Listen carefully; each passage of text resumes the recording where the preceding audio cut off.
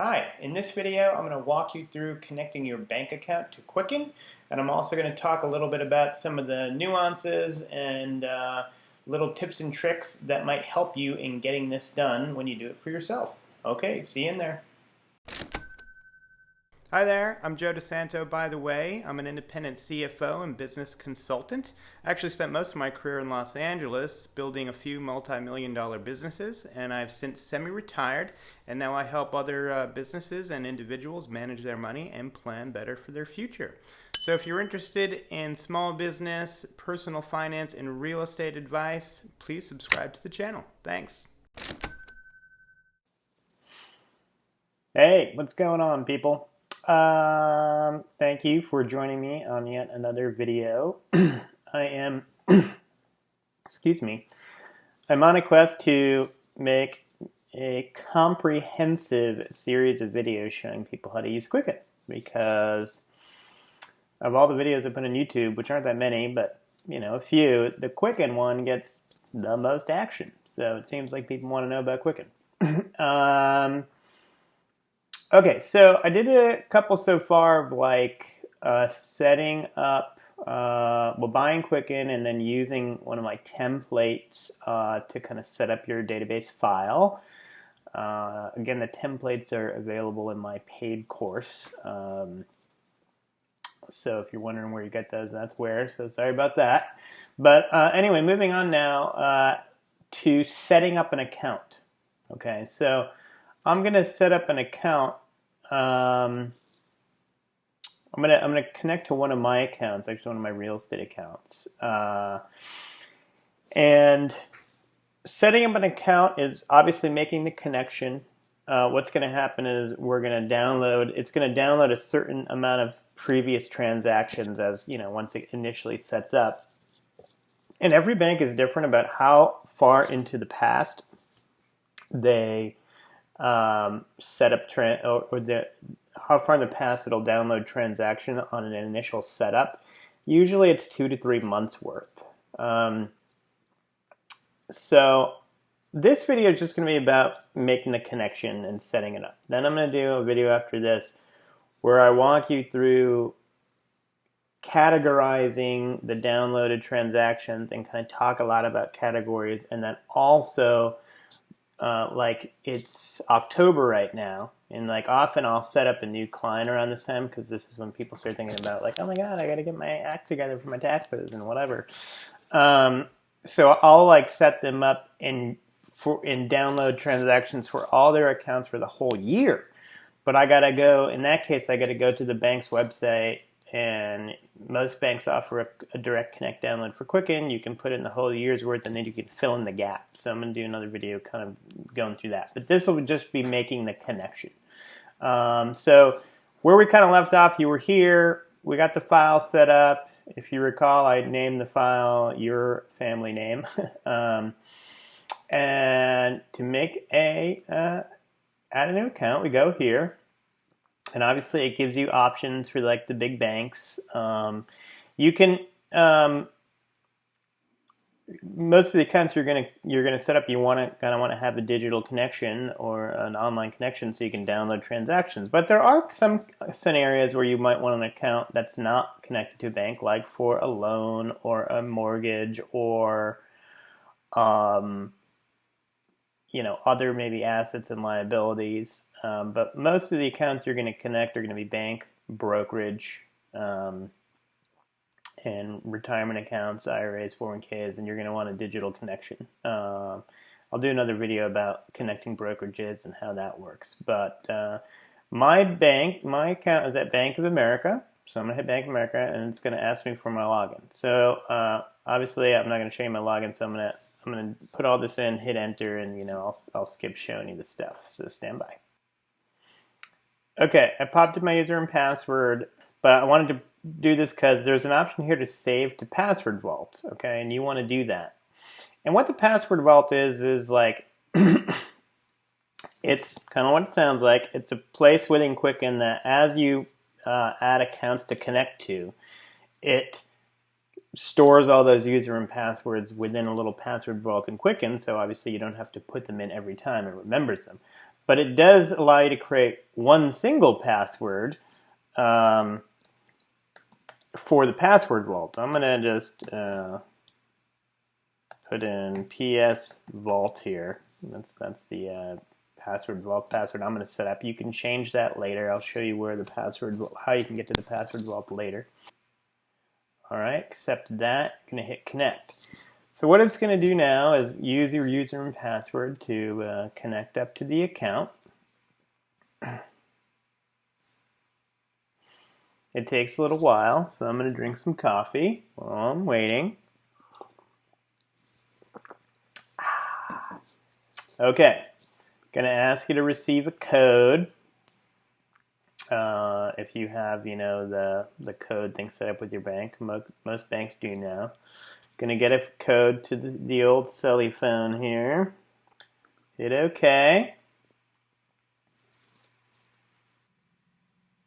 Okay. So next, this dialog box comes up, and it's got a bunch. In my case, it has a bunch of accounts here because I have a crap ton of accounts at Bank of America. I am actually only going to add one of these for the purpose of this video, but if, and obviously I've blurred out a lot of the information, but I'm going to try to keep it so you can see what I just did there. So I'm adding do not add to Quicken for all these accounts except for one. I'm going to add this top one to Quicken. So I want to do one for now. But obviously, in my regular file, I have all my accounts connected, and they all download automatically and all that. So if you have multiple accounts at a bank, you're going to want to utilize the fact that, it sees them all and you can add them all at the same time. So it's only going to add accounts, whatever accounts you can see under that username and password. So if you have like business accounts under one username and password and personal accounts under another, you're going to have to do the setup twice, do it for every user and password that you use. In my case with Bank of America, I have all my business accounts linked to my personal login, so I can just use the one login to do it. But anyway, so I'm going to hit next now, and you're going to see it worked. I'm going to hit finish, and now it's going to basically sync to the cloud there as well. And then you're going to see that it shows up here, and it's got a red flag next to it. And what the red flag means is that it's downloaded transactions, okay? And the transactions come in like this. Now, let's see how far back it went. Well, in this case, it only went back to August 2nd. So, in this next video, we're going to start here, and I'm going to walk you through adding in the transactions and all that, but I'm going to keep this video just for like setting up the account. But I'm going to show you a couple other things. You can either go to settings and account list and kind of get to accounts this way, or to do certain things. This is where you can also reorder accounts if you have multiple accounts in there, or you can right click and edit the account. And in here, you can, change the name if you want to label it to whatever. You can. It won't affect, the name of the bank account on Bank of America or anything like that. But this allows you to kind of change the label, and you mostly don't need to put in any other information. This is where it shows whether or not you are connected to online services, where you can deactivate, reactivate, whatever. With Bank of America, I should say that there's two different kinds of connections. There's Express Connection and what do they call it? Direct download. And I think with Express Connection, you can just download transactions.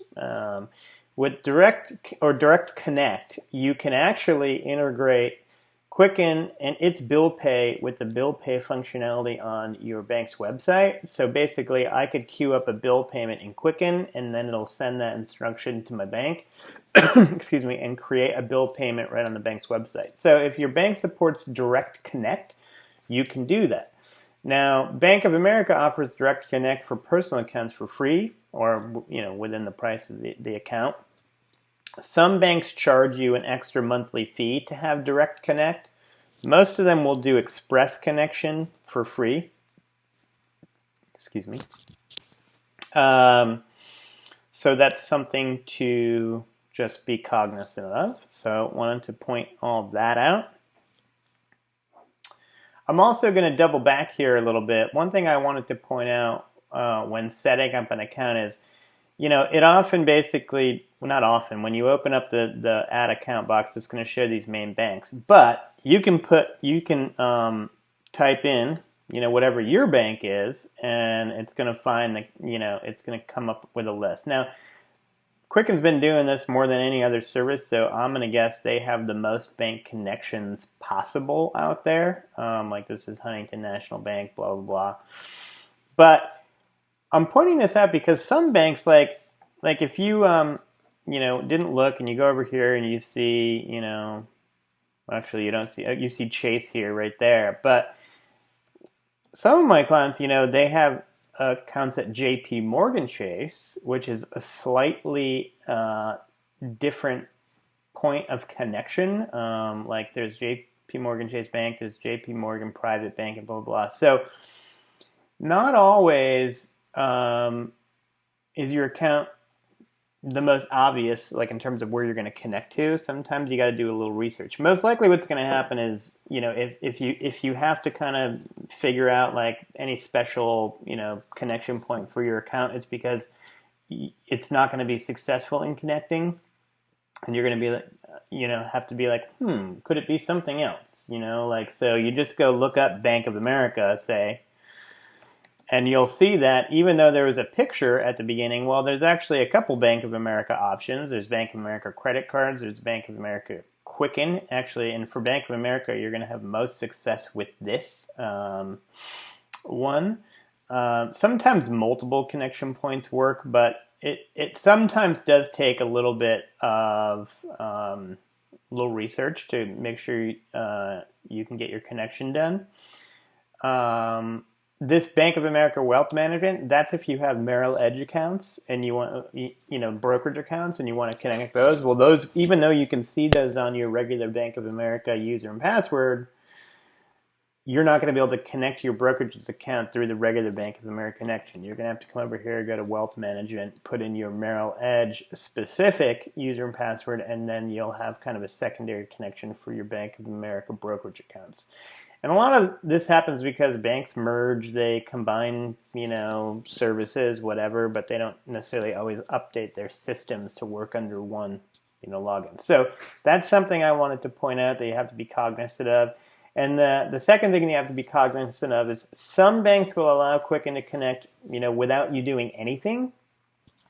Other banks require you to log in and turn on the connection to Quicken or QuickBooks. I know Chase, at least Chase credit cards, requires you to do that. And then some banks, usually like the smaller ones, the credit unions, you might even have to call them and call customer service and say, I want to use Quicken, and then they'll actually, push some button on their end, and it'll allow the connection. So the largest banks are probably the easiest, most foolproof, and then, the smaller they get, probably the more you might have to do.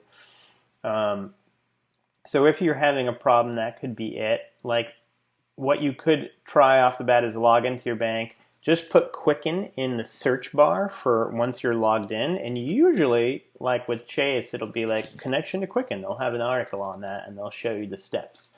So I wanted to point that out.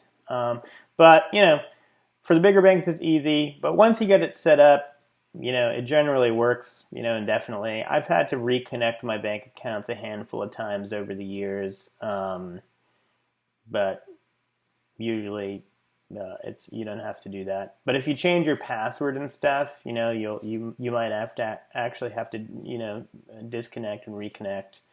It does allow you to update your password, but then some, I've run into some problems, connection problems after doing that, and I've just basically had to go into here, deactivate,